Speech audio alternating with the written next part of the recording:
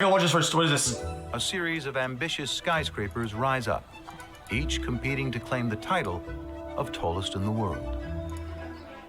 The Chrysler Building becomes the first man-made structure to breach 1,000 feet. This is interesting. I love A those. leading example of Art Deco architecture that remains iconic to this day. This is rare footage of its famous eagles being installed on the 61st floor. That looks so sketchy. Like the Statue of Liberty, they're thinner than they seem.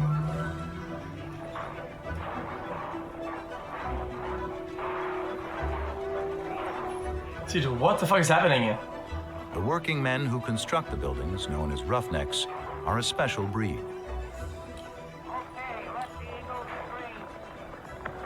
Pretty high up there. Jesus, They work without dude. harnesses, safety ropes, or hard hats, spending 8-hour shifts in the clouds with no bathroom breaks. Damn, dude. Workers fling red-hot rivets by hand through the air. Holy fuck! They what now? It's by hand. Workers fling red-hot rivets by hand through the air.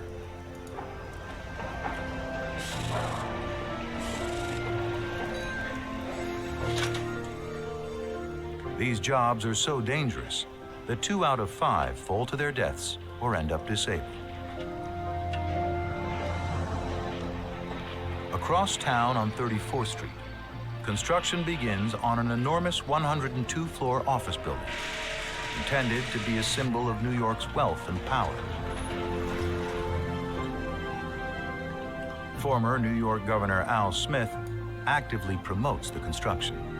As fast as human ingenuity, brains, and ability can bring it about, there will tower around this corner the Empire State Incorporated, the largest office building in the world.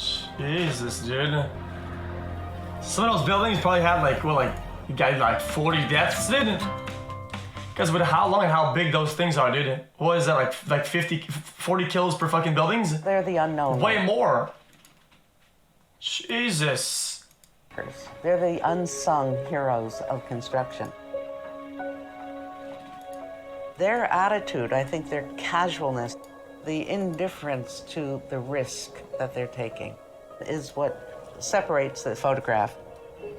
If you see the picture once, you never forget it.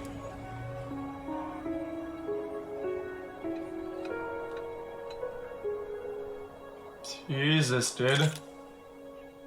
This photograph, which is known around the world, shows 11 men sitting on a beam about 800 feet above the city of New York.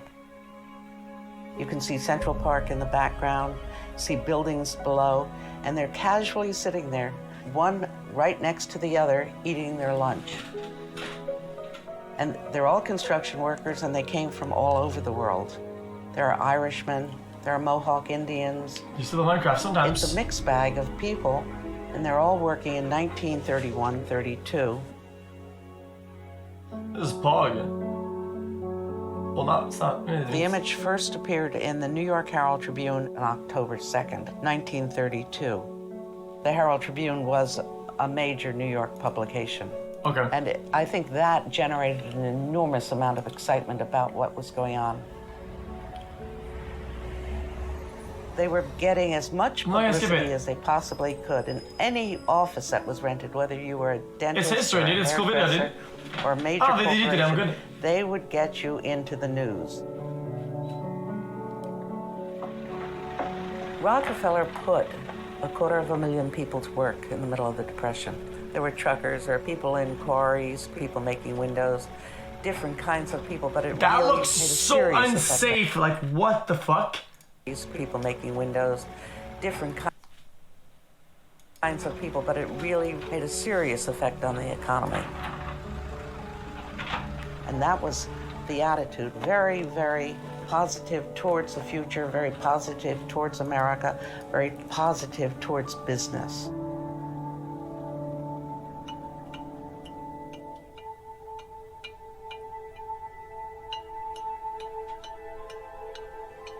The funniest part about the photographs were they were done for publicity.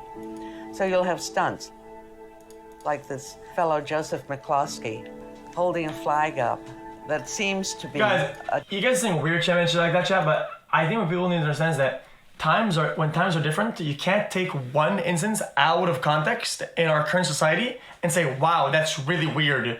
Because if everything is like that at the time, then nobody's gonna be like the one to be out of the box. It's like if today, like some big corporate had like, I don't know, you get what I mean. Attached to the top of the Empire State It just doesn't make sense.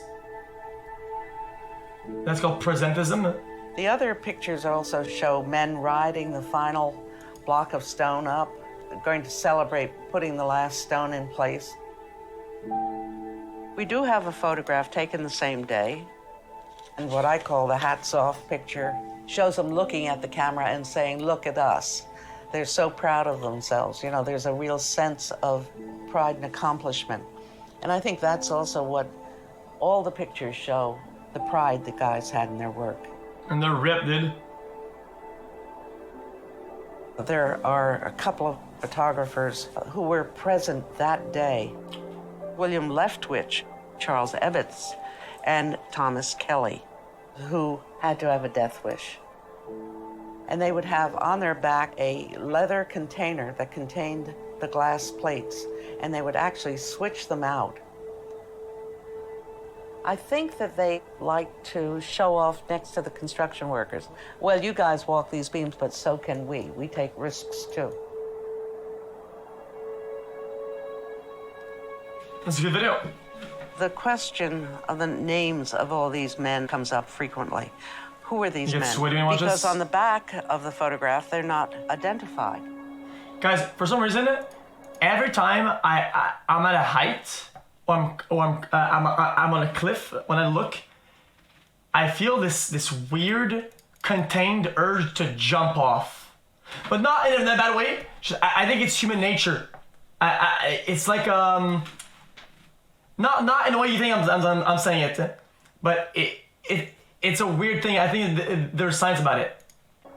We have people who have claimed that they're their uncle or their relative, You know what I mean, though? but most of them are either good guesses or plain guesses. Yeah, there's a Vsauce to do on that. I think it's kind of sad that they're not recognized because everybody else gets a credit, and yet the people who actually have built the building are forgotten.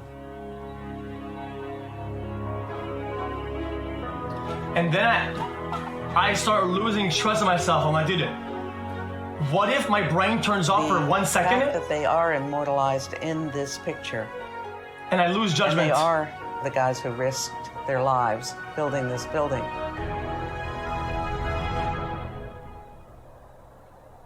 And then it scares me. And I think that's what's important about the picture, is that it places them in history as being important in the development of New York City and Rockefeller Center, and gives a great deal of credit to a group that basically goes uncredited. It's called The Call of the Void.